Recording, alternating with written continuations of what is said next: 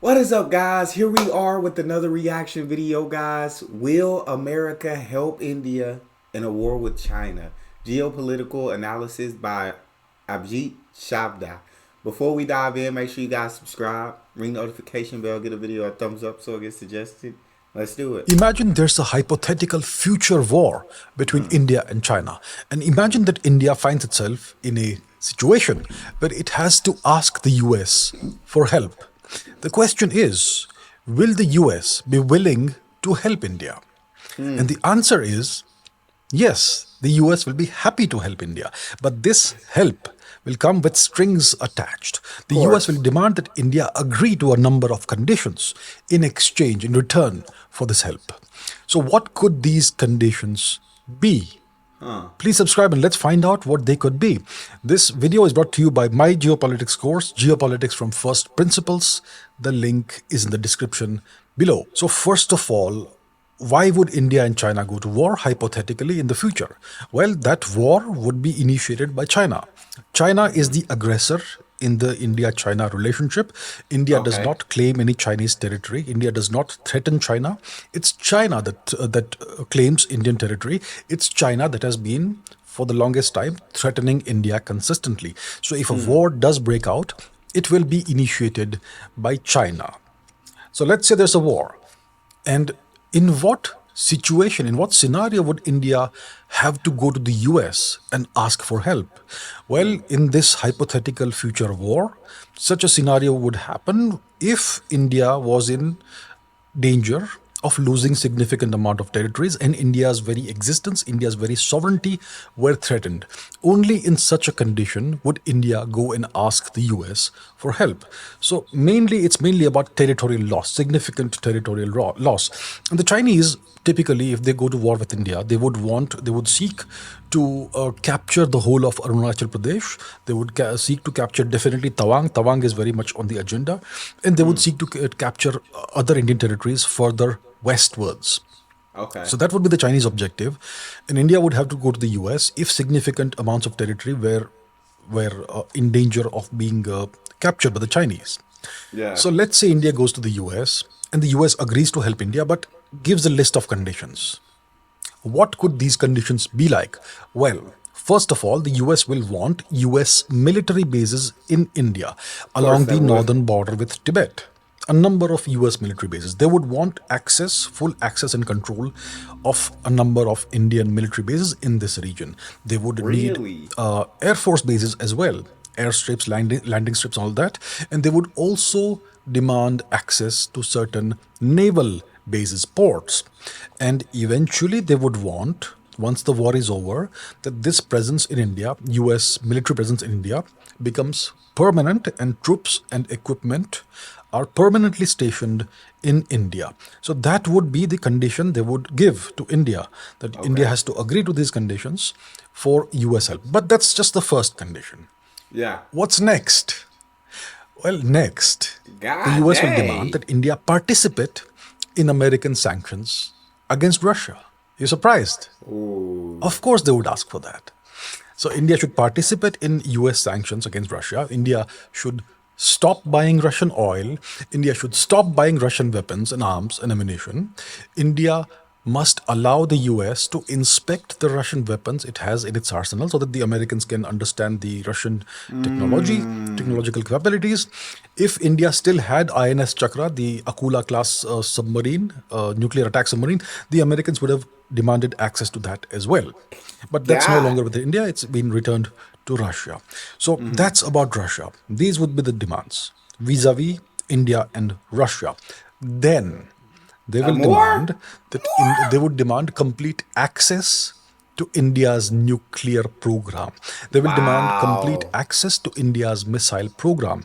And they will lay down the condition that there should be no further development of nuclear weapons. The Indian nuclear weapons program needs to be frozen. That will be their demand, a key demand.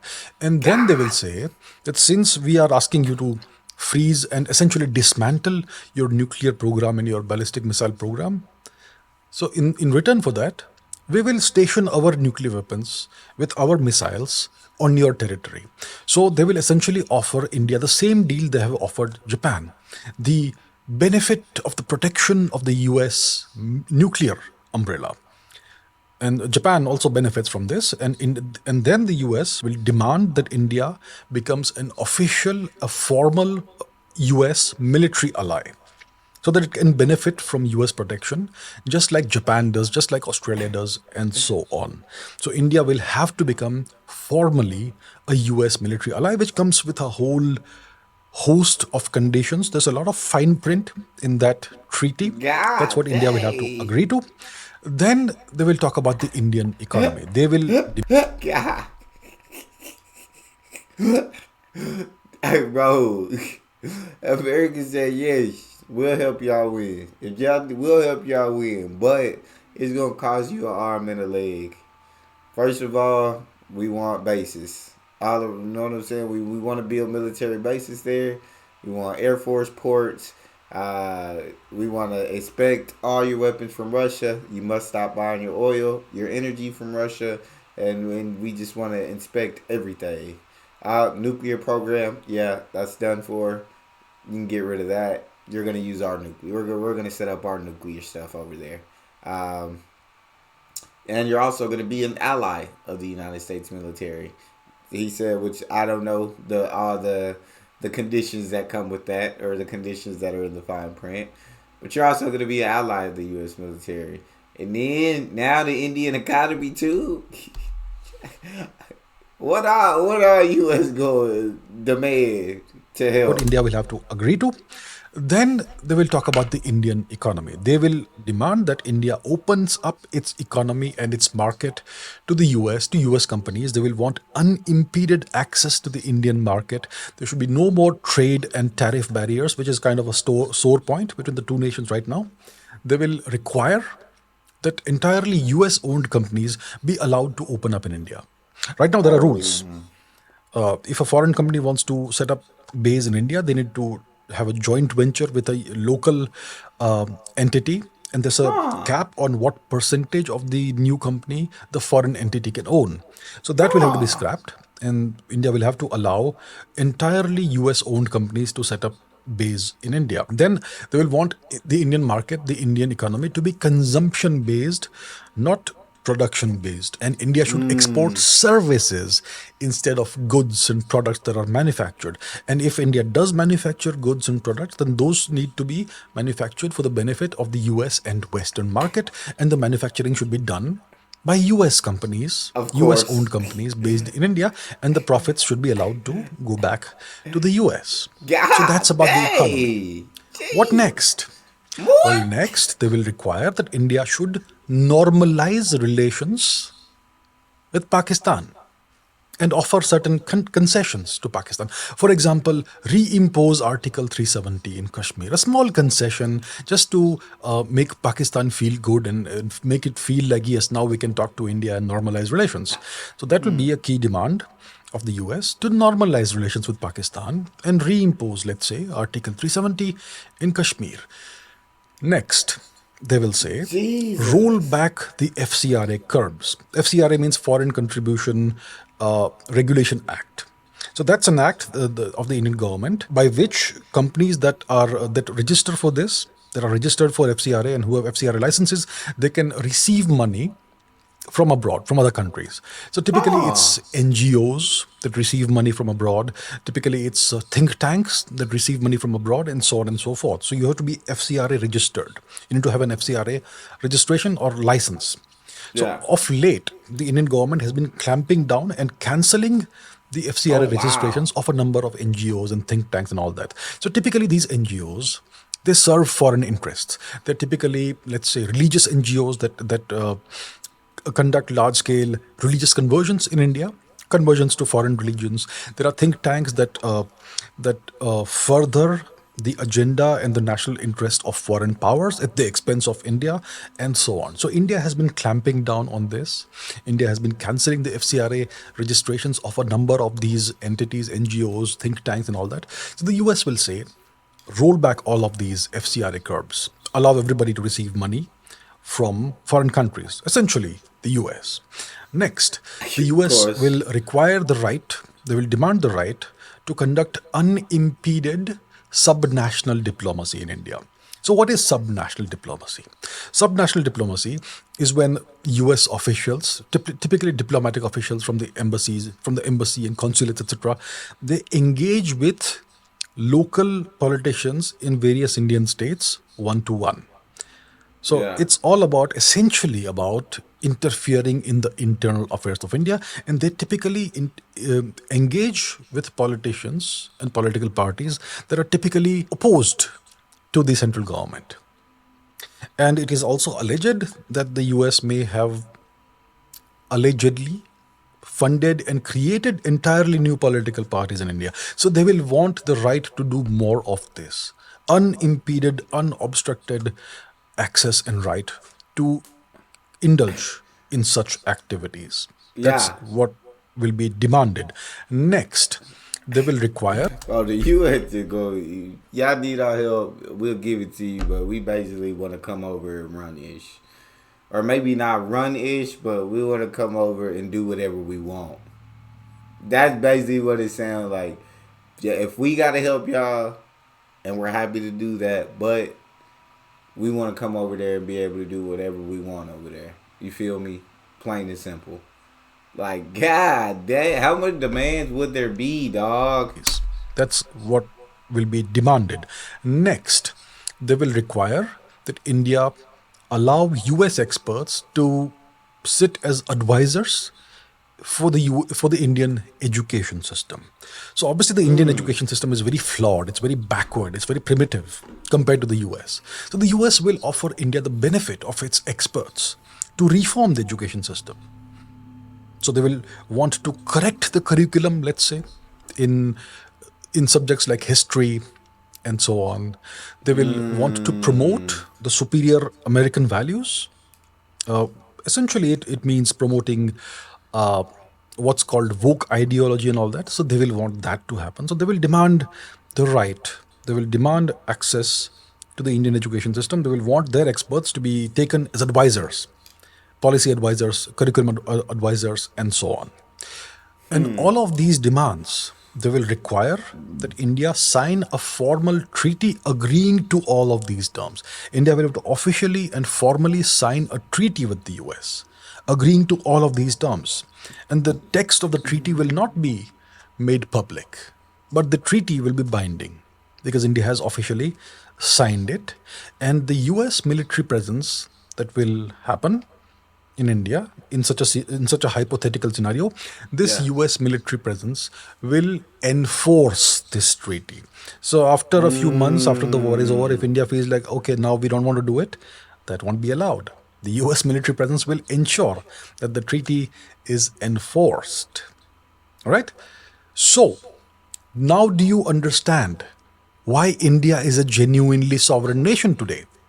Yeah. Because India does not have to do any of that. I feel that. I No feel nation can that. demand all of these terms and conditions of India. That's why India is a genuinely sovereign nation. Take a look at the Chavda Index of Hard Power, which is going to be released soon. This is the top 20 nations in the world. If you look closer, you will see that only four of these nations, the top four, are fully sovereign nations. Their sovereignty risk is low and their sovereignty score is above 1. Oh Out of wow. more than 190 nations in the world, only four nations are fully sovereign. It's the US, it's Russia, it's China, and India. And all the other nations have a sovereignty score of less than 1. How did I calculate this? Well, if you want to understand, check out my course. The link is in the description below. So that's what it means to be a sovereign nation. And in case India suffers a setback in a future hypothetical war with China, India could end up losing its sovereignty if it has to go to the US and ask for help. Such help will be given in exchange for almost complete loss of sovereignty. So India will be forced to hand over its destiny to the US. For example, like the UK, like Australia, like all the NATO members, all the members of NATO, like Japan, like South Korea. Each of these cases is slightly different. Jesus. Japan is under complete US occupation and so on. But there you have it. So, in case such a scenario does play out, then India will, in exchange for US help, have to hand over its sovereignty to the US and hand over its destiny to the US. And let's say India does hypothetically agree to such terms in a hypothetical future war. Then what does the US do after India signs on the dotted line? Well, in the US will obviously first of all send their troops, their Yeah. aircraft, their naval ships, warships, and all that to the bases that they want to occupy in India. And then they will conduct, after a while, some diplomacy with China. First, they will allow China to grab some territory, a reasonably large amount of territory. Then they will, once all the troops and aircraft and all that are in place and nuclear weapons are in place, they will conduct diplomacy with China. Tell the Chinese, okay, now this is the red line. We are here now. India is now under our protection. You need to back off. And the Chinese will back off because they will have gained some territory and they will essentially have gotten what they want, perhaps. But maybe the Chinese also may not have calculated that such a big new risk will appear almost at their doorstep. So it could end up doing more harm than good to China.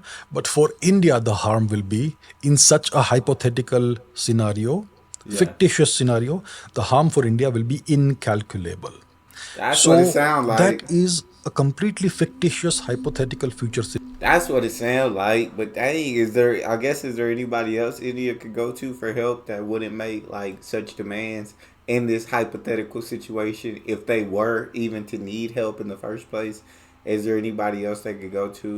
Um, I guess that would be willing to help them with China to where they wouldn't have to go to the U.S. and all of these crazy demands.